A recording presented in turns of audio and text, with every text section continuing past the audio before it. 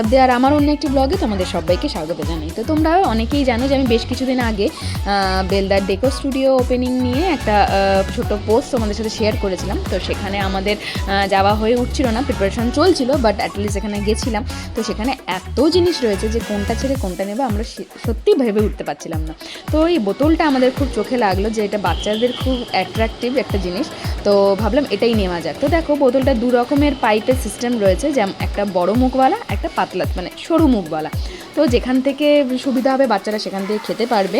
আর এটাতে প্রচুর জল ধরে, দেখতেই পাচ্ছ প্রায় 1000 লিটার মতো জল এটার মধ্যে ধরে। তো জল খাওয়া নিয়ে বাচ্চা মাদের এটা নিয়ে ভাবতেই হবে না।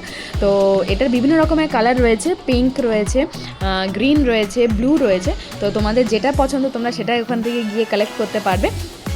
তো কেমন লাগছে অবশ্যই কমেন্ট করে জানাবে, আর যাদের যাদের দরকার তারা ফাটাফাট ওখানে গিয়ে ভিজিট করো।